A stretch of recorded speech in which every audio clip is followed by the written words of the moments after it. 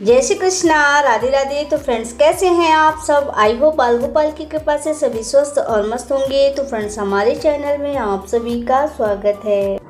तो फ्रेंड्स, पौराणिक मान्यता के अनुसार चौथ का चंद्रमा देखने से लगता है मिथ्या कलंक। जो भी चौथ का चांद देखता है, जिस दिन गणेश चतुर्थी होती है, उसी दिन चंद्र दर्शन जो कि होते हैं, चौथ का चंद्रमा होता है। अगर आपकी नज़र उस चौथ के चांद पे गलती से भी पड़ जाए तो अवश्य है कि मिथ्या आरोप आप पर जरूर लगेंगे। इस चंद्रमा को भगवान श्री कृष्ण ने देखा था। उन्हें भी मिथ्या जो कि शिवंतक मणि की चोरी का इल्जाम लगा था। तभी से भगवान श्री कृष्ण ने इस इल्जाम को जो कि झेला और इस इल्जाम को, मिथ्या इल्जाम को उनके ऊपर हुआ।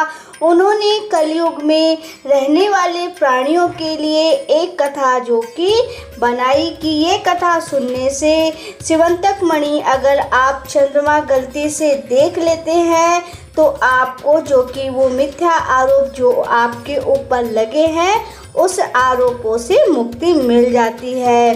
तो अगर आप इस चौथ का चंद्रमा जो कि चतुर्थी का चंद्रमा अगर आपने गलती से देख लिया है तो आप इस कथा को सुने। आपके ऊपर कलंक अवश्य जो लगा हुआ है वह कलंक अवश्य ही मिट जाएगा। इस कलंक को मैंने अपनी आंखों से प्रमाणित देखा है। मैं इसकी प्रत्यक्ष प्रमाणित हूँ। इस चंद्रमा का कलंक, इस चंद्रमा के दर्शन से जो कलंक लगता है उसे मैंने झेला है और मैं जानती हूँ कि यह बिल्कुल 100% सत्य है कि चौथ का चंद्रमा देखने से इंसान को मिथ्या आरोप अवश्य ही लगते हैं। और इस कथा को सुनने से जो भी आपके ऊपर मिथ्या आरोप लगाया है वह अवश्य ही आकर के माफ़ी मांगेगा। तो आज मैं सुनाने वाली हूँ जो कि शिवंतक मणि की कथा, जो कि चौथ के चंद्रमा को गलती से देख लेने वाली कथा। तो आशा करती हूँ कि आज की यह वीडियो आप सभी को अवश्य ही पसंद आएगी। अगर वीडियो पसंद आए तो प्लीज़ चैनल को सब्सक्राइब करना मत भूलिएगा। तो आइए शुरू करते हैं शिवंतक मणि की कथा। बोले श्री कृष्ण भगवान की जय। एक बार नंद किशोर ने संत कुमारों से कहा कि चौथ के चंद्रमा के दर्शन से श्री कृष्ण पर जो लांछन लगा था वह सिद्धि विनायक व्रत करने से ही दूर हुआ था। ऐसा सुनकर संत कुमारों को आश्चर्य हुआ और उन्होंने पूर्ण ब्राह्मण श्री कृष्ण को कलंक लगने की कथा पूछी। तो नंद किशोर ने बताया कि एक बार जरासंध के भय से श्री कृष्ण समुद्र की मध्य नगरी में बसकर रहने लगे। इसी नगरी का नाम आजकल द्वारिकापुरी है। द्वारिकापुरी में निवास करने वाले सत्यजीत यादव ने जो कि सूर्य नारायण की आराधना की। तब सूर्य भगवान ने उनसे जो कि नित्य 8 बार सोना देने वाली शिवंतक मणि अपने गले से उतार करके दे दी। मणि पाकर के सत्यजीत यादव जब समाज में गया तो श्री कृष्ण ने उस मणि को प्राप्त करने की इच्छा व्यक्त की। सत्यजीत ने वह मणि श्री कृष्ण को ना देकर अपने भाई प्रसन्नजीत को दे दी। एक दिन प्रसन्नजीत घोड़े पर चढ़कर शिकार के लिए गया। वहाँ एक शेर ने उसे मार डाला और मणि ले ली। रीछों के राजा जामवंत उस सिंह को मारकर मणि लेकर गुफा के अंदर चले गए। जब प्रसन्नजीत कई दिनों तक शिकार से नहीं लौटा तो सत्यजीत के जो कि बड़ा दुख हुआ। उसने सोचा कि श्री कृष्ण ने मणि मांगी थी, मैंने देने से इनकार कर दिया, इसलिए उसने मेरे छोटे भाई का वध करके मणि ले ली।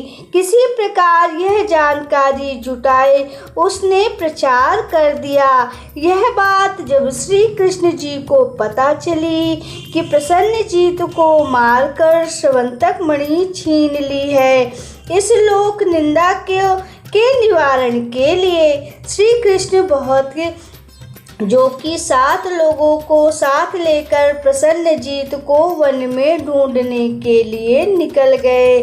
शेर द्वारा जो कि मार डालने पे और शेर की चीर द्वारा मरने के चिन्ह उन्हें मिल गए, जो कि रीछ के पैरों की खोज करते करते जामवंत की गुफा पर पहुंच गए। गुफा के भीतर एक मणि जो कि उन्होंने देखी, जामवंत की पुत्री उस मणि से खेल रही थी। श्री कृष्ण को देखते ही जामवंत युद्ध के लिए तैयार हुआ। युद्ध छिड़ गया। गुफा के बाहर श्री कृष्ण के साथियों ने उनकी 7 दिन तक प्रतीक्षा की। फिर वो लोग उन्हें मारा गया जानकर इसके पश्चातापा करते हुए द्वारिकापुरी लौट आए। इधर 21 दिन तक लगातार युद्ध चलता रहा जामवंत और भगवान श्री कृष्ण का। श्री कृष्ण को पराजित ना कर सका जामवंत। तब उसने सोचा, कहीं यह अवतार तो नहीं, राम अवतार तो नहीं, जिसके लिए मुझे रामचंद्र जी ने वरदान दिया था की पुष्टि न होने से जामवंत को जो कि युद्ध से संतुष्टि नहीं मिली थी, उसने जो कि भगवान को कहा कि मैं अभी युद्ध से नहीं थका हूँ।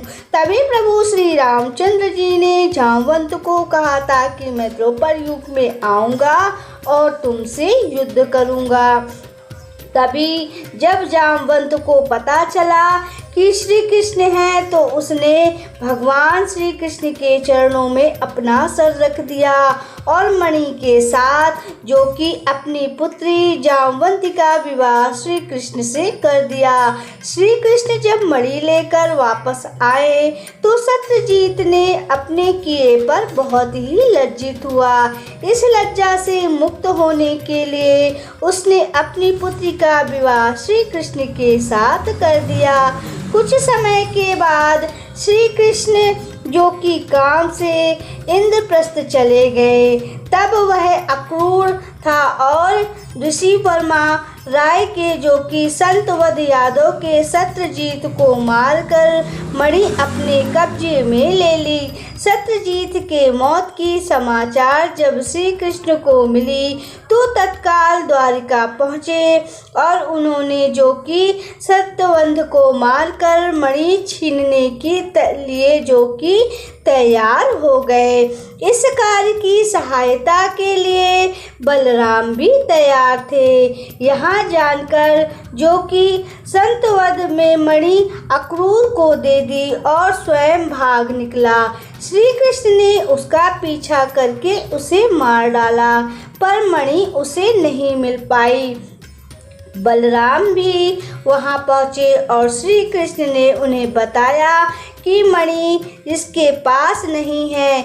बलराम जी को विश्वास ना हुआ और वे अप्रसन्न होकर विदर्भ होकर चले गए। श्री कृष्ण की द्वारिका लौटते ही लोगों ने उनका भारी अपमान किया।